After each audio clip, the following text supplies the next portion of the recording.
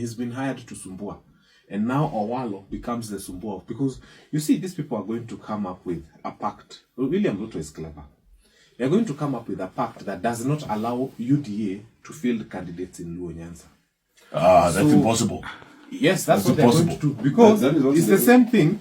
Then ODM should be allowed to field candidates in They already complained that ODM is making inroads in their region. Yes. That UDA is making inroads in their region. So it is not going to be easy for them to sit back and allow UDA to field in their region. Correct. And if UDA is allowed to field in Luo Nyanza, then ODM must be allowed to field candidates in Eldoret, in Kericho, in Bomet, in Wasingishu. And William Ruto doesn't want that. So they have to agree. So what William Ruto wants is Owalo to come up with a party, so that within the Luo Nyanza, maybe half of the seats will be ODM, and then Owalo's party becomes an alternative to ODM. Which is a conduit for UDA. A conduit for UDA. And the same thing with Moses Kuria in Central. Then, yeah, but Moses Kuria in Central, unajua hata kura governor, haikufika 4,000. So, it's true. You just speak the truth. Haikufika 4,000, and you're governor. So don't worry so much about him. You just insult people here and there. He's an accountant, anajua kuhesabu. No, but you see the results are there in IBC. Mimi nilihesabu kura ni IBC. Zake za governor zikufika 4,000. So we're not so worried about Moses Kuria. And I wish he woke up and smelled the coffee. He's going against the tide. Speaking of which, Hot 96. Are you a mole? That is the most illogical and incoherent narrative I've come across. Really? Absolutely. Really? Absolutely. Come on, how did you leave State House and say you want to run for president one day? Am I allowed to ask a question? No, you are not. Okay. What is it you want to ask? I wanted to find out if I can report to office this afternoon. No, you can't. You are a nominee.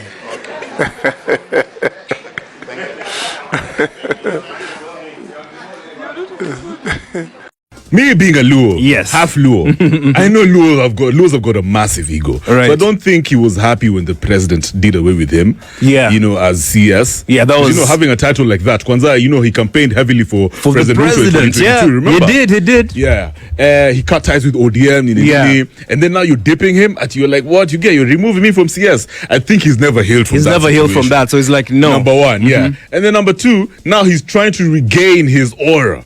By saying, you know what, I'm going for the presidency. So that if I get something like this, nikapata good votes, for example, obviously he's never going to get the presidency. But if I garner good votes, let's say, let me just give him even a minimum of, let's say, 200,000. Yeah. And get back, because remember even, what's his name? The guy, the former governor for Machakos. Mutua. Yeah. Even him, he ran. Yeah, he ran for president. Endorsed. Yeah, and then he endorsed someone else. He's the cabinet secretary. Yeah. So I think that's what Eliud is looking towards. Yeah.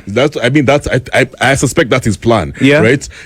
Garner a good number of votes and then eventually endorse the nominate someone. And then obviously you're going to get a position. Pull numbers. Yeah, you know what I mean? So I feel like that's his main agenda. But at the same time, there's something that he mentioned in a certain presser. Yeah. And this guy was talking about how there's nothing like a kingpin these days. Right. You know what I mean? This thing for Nyanza saying, I think people in Nyanza saying that, kingpin, Yeah. Kingpin only matters when you're actually working for the people. Yeah. So when you look at it from that angle, you get Nyanza now that Raila is not around. I feel like it's an open space. It's a different ball game. Anybody can come in right now. And I also think Eliud Owalo claiming that he's going to run for president, whether he's going to be there on the ballot or not, I think it's going to open up the conversations in Nyanza in the sense that we just need different narratives. Different narratives. Yeah, this thing for ODM running the narrative. Following one person, I find as it's dead. Yeah, this is old school politics. I just don't like it. I don't like how ODM are calling the shots over there. They're very bullish. All the time, yeah. And I also kind of think like this Eliud Owalo thing is a power play. It's probably just the president's power play. He's just trying to separate and split the Luo vote. Yeah, you think so? Get some people to follow, Owalo, and then the next thing blah blah blah. He's on the winning side. Yeah. So let's not really take it as just one agenda for this guy. I really don't trust this endorsement or whatever. President Ruto has sent you on the ground could divide Nyanza. Let me ask you something. Doesn't Ruto need the full number of votes in Nyanza? How then would my candidature help him? Because I'm going to walk away with a substantial proportion of the Nyanza vote. How does that help him? Is he not in a working arrangement with ODM, which is presumed to be the predominant political party in that region? Doesn't he need the votes there as a bloc? I mean, it doesn't make sense to tell me to get out of his government to go and split his votes, the same votes that he's looking for. So to me, that is very logical. And it is something I'm struggling with. And in this video, I want to take you through some of the reasons as to why Eliud Owalo opted to resign. Number one, he's going to act as a spoiler of the ODM votes from Nyanza region. You know, President William Ruto, together with his brother Uhuru Kenyatta, they are political cons. Whenever you decide to play tricks on them, they will come and con you and still clap back at them. So number one, they have decided to send Eliud Owalo to the Nyanza region just to awaken whatever that is happening in ODM, to tell Oburu Odinga together with his brigade that we have waited a little longer, so please respond. I told Oburu Odinga that if you guys are not going to solve the issues in ODM, even whoever that you're going to bargain with will have issues with you. If you sell your brother, the buyer will never trust you. So they have failed to solve the issues in ODM. The issue between Sifuna and Junet will escalate to something else. Na hata kule mnaenda kuongea, you will not have time to discuss anything because you have not make your home look better. So Owalo is here to carry the people who doesn't support the broad-based government. They know fully well that hata kama baba alienda handshake, we have people who are not going to support this broad-based. Even if there will be a union between ODM and UDA, they will remain with no person to follow. So Owalo will be the people who are going to be, Owalo will be the person these guys are going to follow blindly without knowing that he's also taking them to William Ruto. Just like Kuria. Kuria opted to resign as the economical advisor. Akaenda mbere kuharibia Karish so that Wamudende's father can get the seat na Wamudende wakapata kiti. So here we are. Karish is walking headless back at home. And that is how it is.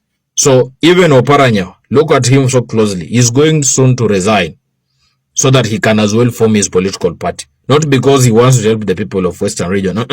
He wants to look for the people whom he can take to President William Ruto. That's how the politics is being played here. Number two, the reason number two is that the president wants to infiltrate the united opposition. He has sat down and is like, Kalonzo Musyoka ni mtu wa Ukambani. So Ukambani is locked. Gachagua, Martha Karua are from the Mount Kenya. Mount Kenya is gone. Natembeya, Sifuna, and maybe Eugene and the others are of Western region. So easy blocks, they are gone. What else does he need is to spoil one or two hapa na pale, then he can get something. So he's trying to weigh options here and there so that he can as well get something, because hii kura inakuanga ni kutumia akili, sio mdomo mingi.